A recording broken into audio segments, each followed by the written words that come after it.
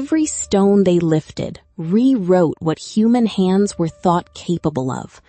For centuries, scholars measured empire by Rome's roads. Then, aerial surveys and John Hyslop's mapping revealed over 40,000 kilometers of Inca highways built in a single century, without wheels, without draft animals, overturning everything the West believed possible. Rome took 600 years to build 80,000 kilometers of roads across mostly flat, conquered territory. The Inca achieved 40,000 kilometers in a fraction of that time, crossing deserts, jungle, and mountains rising 3 miles high. Rome never faced terrain this extreme or built under such constraints. In 1438, a Cusco prince named Pachacuti took the throne and ordered roads to unite his 4 regions, creating Tawantinsuyu, the empire bound together. No wheel, no iron, no oxen or horses to haul stone. Only bronze chisels, twisted rope, and llamas carrying 45 kilograms each. 12 million hands accomplished what machines could not. Beneath every mountain pass, that singular constraint remains carved into the rock itself. Above 5,000 meters, the air thins to nothing. Then desert sand stretches endlessly. Then jungle slopes descend steeply. Rome never crossed terrain like this.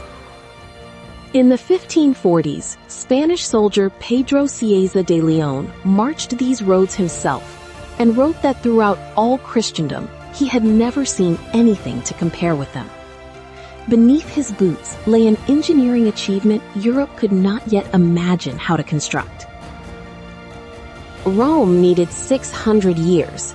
The Inca matched that achievement in 1 century, completing it 3 to 6 times faster than Europe's greatest empire. In the 1980s, archaeologist John Hyslop walked and mapped the network stone by stone, confirming nearly 40,000 kilometers of road. Yet Hyslop himself suspected more roads lay hidden beneath jungle canopy, waiting to be discovered and mapped. 2 main spines held the empire together. One road ran the coastal desert, straight across dunes and dry riverbeds for thousands of kilometers. The other climbed the highland spine through passes above 4,000 meters. Dozens of transverse paths stitched them into a single integrated system, desert and mountain answering as one. Here, in the driest desert on Earth, there is no water, no shade, no landmark, but endless sand. So Inca road builders raised apachetas, small stone cairns, placed one after another across the vast emptiness, so no traveler walking this route would ever disappear into the desert. Above 4,000 meters, the air itself grows thin and hostile. Here, Inca engineers refused to switch back around the mountain. Instead, they carved massive stairways directly up the cliff face, thousands of precisely cut stone steps, gaining elevation that would leave any acclimatized modern hiker completely gasping, one carved stone at a time. They used no transits, no levels, no compasses, just eyes, twisted cords, and memory carved into switchbacks that climbed sheer rock without ever exceeding a safe, walkable grade. Where gorges cut deep into the earth, Inca hands wove bridges from Ichu grass alone. No wheel, no iron, just fiber and determination. That same ingenuity built 40,000 kilometers of road, enough to circle the equator, carrying llamas bearing barely 45 kilograms each, coordinated across 12 million laborers with only hand tools. Each bridge began as grass. Ichu fibers were twisted into cords, then braided into massive cables thick as a man's torso, anchored deep into stone abutments carved on both cliff faces. No steel, no nails whatsoever. Yet these remarkable spans carried loaded llama caravans across canyons Rome never dared to attempt crossing.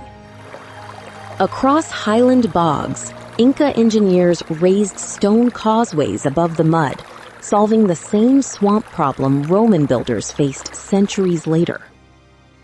Every 15 to 30 kilometers, a tambo station waited, storerooms stacked with maize, dried potatoes, and wool cloaks, sleeping quarters for runners, soldiers, officials carrying the emperor's word.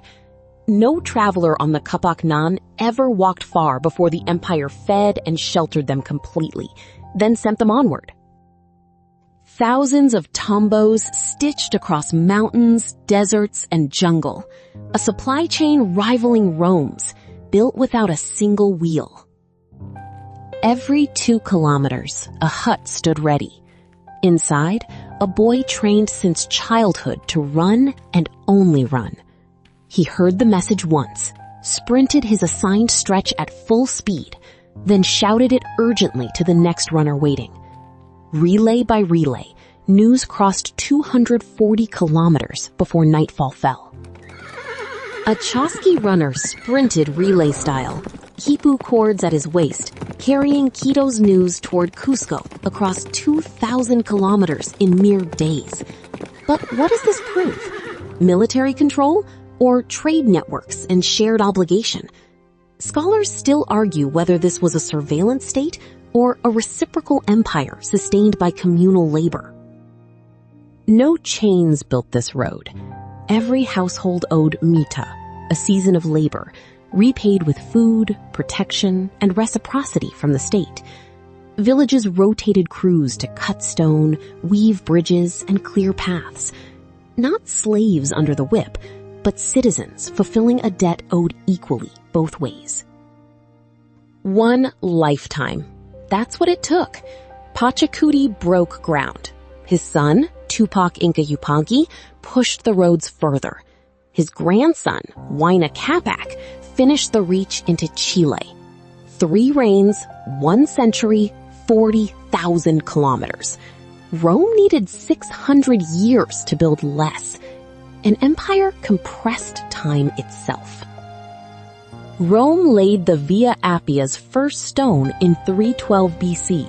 It took over 600 years of empire, legions, and slave labor to stretch that network across 3 continents. The Inca matched it in 1 century. No wheel, no iron, no horses. Only engineering and will. But these roads were never only for soldiers. Beneath the strategy lay an economy of altitude. Fishermen sent dried anchovies uphill. Highland farmers sent maize and potatoes down. Jungle growers sent cocoa leaf outward. 1 network, 3 ecological worlds bound into a single vertical exchange system. Pedro de Cieza de Leon walks the Highland Trunk Road, notebook in hand, recording everything. He writes that in all his travels through Christendom, he has seen nothing to equal it. Not Rome, not any road built by men. He calls it the greatest work he has witnessed. Cieza de Leon declared he knew no account in human memory to match this royal road. Greater than anything Rome built, he wrote. The network moved armies and redistributed grain during drought, mixing populations for shared immunity, so essential that its collapse shattered survival itself.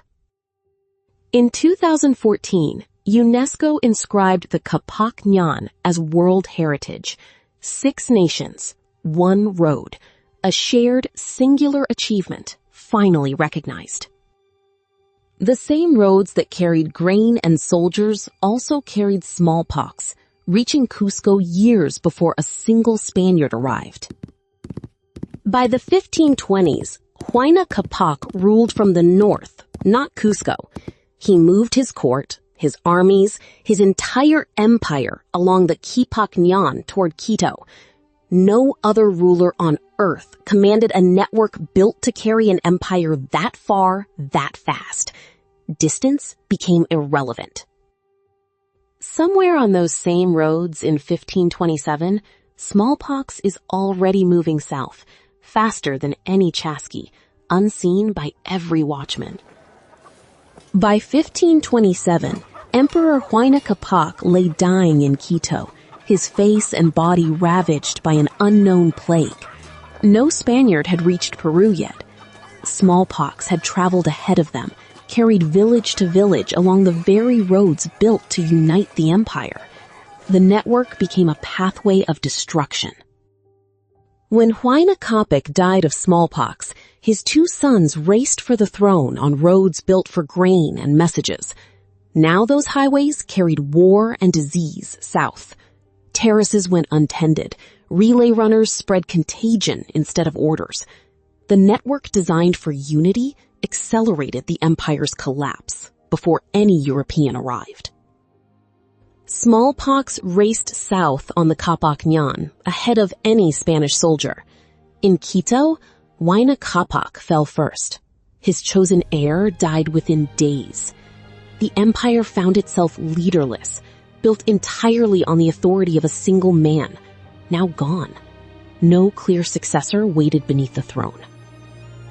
The roads Pachacuti built to bind his empire now divided it.